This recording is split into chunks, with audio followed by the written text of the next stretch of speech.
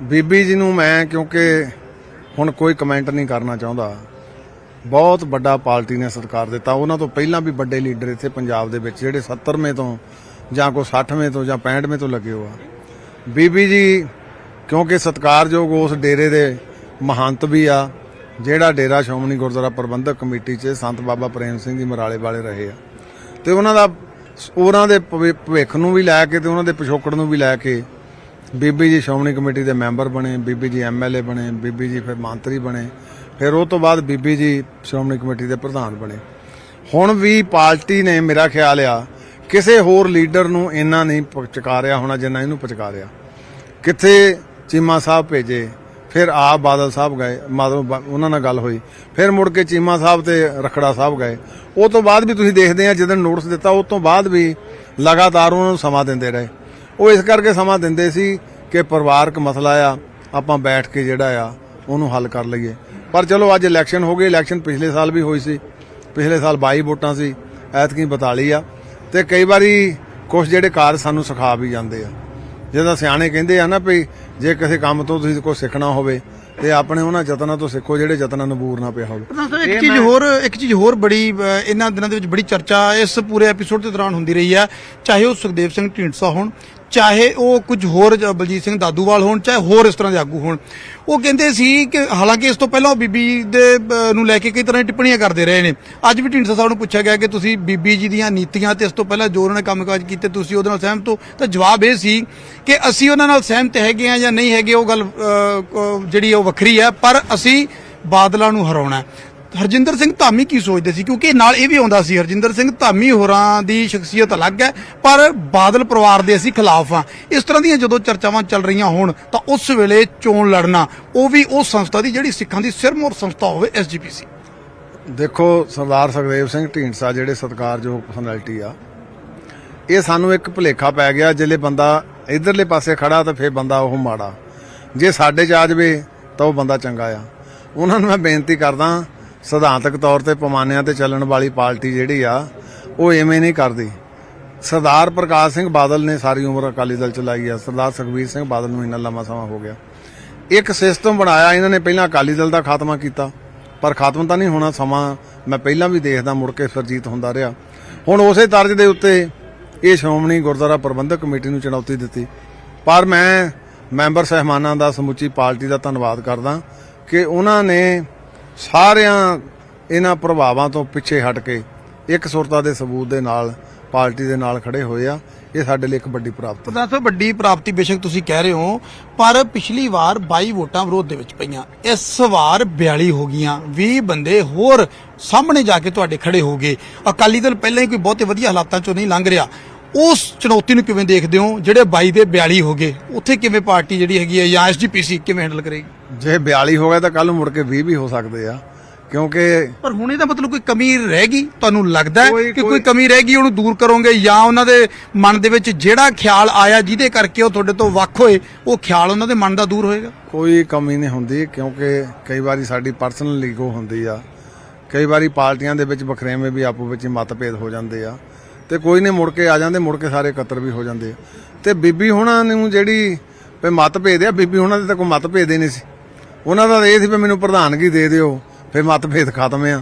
ਤੇ ਜੇ ਪਾਰਟੀ ਨੇ ਕਿਹਾ ਵੀ ਨਹੀਂ ਧਾਮੀ ਨੂੰ ਇੱਕ ਮੌਕਾ ਹੋਰ ਦੇਣਾ ਆ, ਤੇ ਫਿਰ ਮਤਭੇਦ ਹੋ ਗਿਆ। ਇਵੇਂ ਮਤਭੇਦ ਨਹੀਂ ਚਾਹੀਦੇ ਹੁੰਦੇ। ਪੋਲੀਟੀਕਲ ਅਹੁਦਿਆਂ ਨਾਲ ਮਤਭੇਦ ਜਿਹੜੇ ਵੱਖਰੇ ਹੁੰਦੇ ਆ। ਆਪਾਂ ਕਿਉਂਕਿ ਇੱਕ ਉਸ ਧਰਤੀ ਤੇ ਖੜੇ ਆ ਜਿਸ ਧਰਤੀ ਤੇ ਗੁਰੂ ਸਾਹਿਬ ਜੀ ਨੇ ਆਪਣਾ ਸਾਰਾ ਸਰਬੰਸ ਵਾਰਿਆ, ਤੇ ਆਪਾਂ ਨੂੰ ਫਿਰ ਕੁਝ ਚਾਹੀਦਾ ਵੀ ਆਪਾਂ ਜੇ ਸਮੇਂ ਮੁਤਾਬਕ ਉਹ ਹੈ ਜੋ ਚੁਣੌਤੀ ਆ ਜਾਂਦੀ, ਸਗੋਂ ਚੁਣੌਤੀ ਨੂੰ ਸਵੀਕਾਰ ਕਰਕੇ ਪਾਰਟੀ ਦਾ ਸਾਥ ਦਈਏ, ਨਾ ਕਿ ਪਾਰਟੀ ਨੂੰ ਖੇਰੂ ਕਰੀਏ।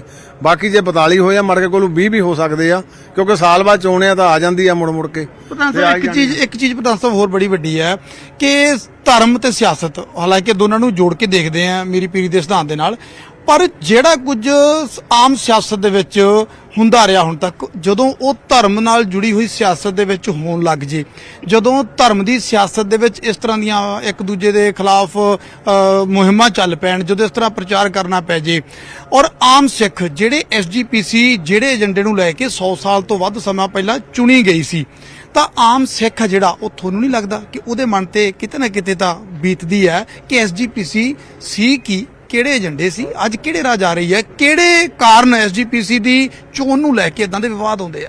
ਦੇਖੋ ਅਸੀਂ ਤਾਂ ਜਿਹੜਾ ਬੀਬੀ ਹੁਣਾਂ ਦੇ ਖਿਲਾਫ ਆ ਪਿਛਲੇ 2 ਦਿਨਾਂ ਜਦੋਂ ਪਾਰਟੀ ਚੋਂ ਕੱਢਿਆ ਉਦੋਂ ਕਿਸੇ ਨੇ ਕੁਝ ਬੋਲਿਆ ਹੋਊਗਾ। ਅਸੀਂ ਨਾ ਤੋੜੋ ਤੋੜੀ ਉਹਨਾਂ ਸ਼ਕਤੀਆਂ ਨੂੰ ਕੋਸਦੇ ਰਹੇ ਹਾਂ, ਉਹਨਾਂ ਸ਼ਕਤੀਆਂ ਨੂੰ ਸੁਚੇਤ ਕਰਦੇ ਰਹੇ ਹਾਂ ਜਿਨ੍ਹਾਂ ਨੇ ਦਿੱਲੀ ਦੇ ਵਿੱਚ ਕਬਜ਼ਾ ਕੀਤਾ। ਕਬਜ਼ਾ ਮੈਂ ਇਹਨੂੰ ਕਹੂੰਗਾ, ਕਈ ਵਾਰੀ ਕਹਿ ਦਵਾਂ ਕਿ ਕਬਜ਼ਾ ਨਹੀਂ, ਕਬਜ਼ਾ ਹੀ ਹੁੰਦਾ ਜਿਹੜੇ ਸਰਕਾਰ ਨਾਲ ਰਲ ਜਾਏ। ਹਰਿਆਣਾ ਸਟੇਟ ਵੱਖਰੀ ਹੋ ਗਈ ਤੇ ਪੰਜਾਬ ਦੇ ਵਿੱਚ ਉਹਨਾਂ ਨੂੰ ਲੱਗਦਾ ਸੀ ਵੀ ਇਹਦੇ ਵਿੱਚ ਵੀ ਅਸੀਂ ਉਹਨਾਂ ਸ਼ਕਤੀਆਂ ਨੂੰ ਨੰਗਿਆਂ ਕਰਦੇ ਸੀ ਜਿਹੜੀਆਂ ਸ਼ਕਤੀਆਂ ਇਹਨਾਂ ਗੱਲਾਂ ਨੂੰ ਪ੍ਰੋਤਸਾਹਿਤ ਕਰਦੀਆਂ। ਤੇ ਬੀਬੀ ਜੀ ਨੂੰ ਤਾਂ ਅਸੀਂ ਬੇਨਤੀ ਅਖੀਰ ਤੱਕ ਕਰਦੇ ਰਹੇ ਹਾਂ ਵੀ ਕੋਈ ਗੱਲ ਨਹੀਂ, ਪਰਿਵਾਰ ਆ, ਬੈਠ ਕੇ ਕਰ ਲਵਾਂਗੇ।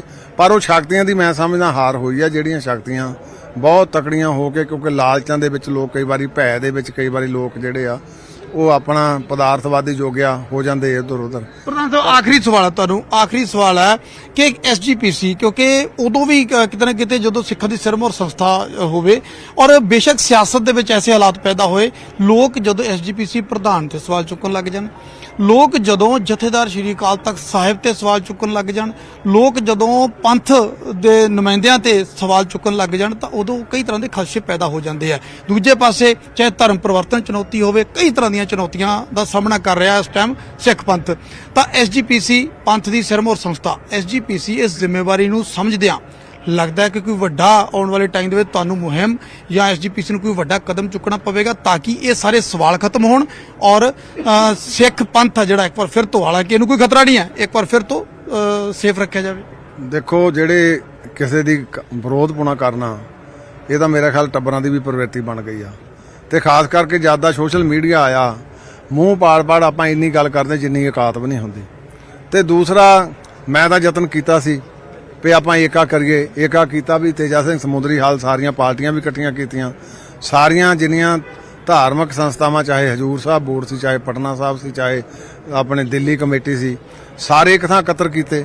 ਪਰ ਉਹ ਇਕੱਤਰ ਹੋਣ ਤੋਂ ਬਾਅਦ ਇੱਕੋ ਮੀਟਿੰਗ ਹੋਈ, ਉਹ ਤੋਂ ਬਾਅਦ ਖੇਰੂ ਹੋ ਕਿਨ ਖੇਰੂ ਕੀਤਾ। ਤੁਸੀਂ ਪ੍ਰੈਸ ਮੀਡੀਆ ਜ਼ਿਆਦਾ ਜਾਣਦੇ ਆ।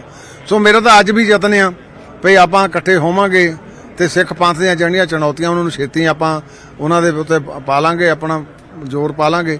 ਤੇ ਜੇ ਆਪਾਂ ਇਦਾਂ ਕੱਲੇ ਹੋ ਕੇ ਲੜਾਂਗੇ ਫਿਰ ਕਈ ਵਾਰੀ એનર્ਜੀ ਵੇਸਟ ਹੁੰਦੀ। ਪਰ ਮੈਂ ਤੁਹਾਡੇ ਇੱਕ ਧਿਆਨ 'ਚ ਲਿਆ ਦਿਆਂ, ਸ਼੍ਰੋਮਣੀ ਗੁਰਦੁਆਰਾ ਪ੍ਰਬੰਧਕ ਕਮੇਟੀ ਸਿੱਖ ਹਿੱਤਾਂ ਲਈ ਹਮੇਸ਼ਾ ਸ੍ਰੇਸ਼ਟ ਰਹੀ ਆ ਔਰ ਅੱਜ ਵੀ ਇਸੇ ਤਰ੍ਹਾਂ ਉਹ ਆਪਣੇ ਜਿਹੜੇ ਇਹਨਾਂ ਦੇ ਫਰਜ਼ ਆ ਉਹਨਾਂ ਤੋਂ ਪਿੱਛੇ ਨਹੀਂ ਹਟੂਗੀ।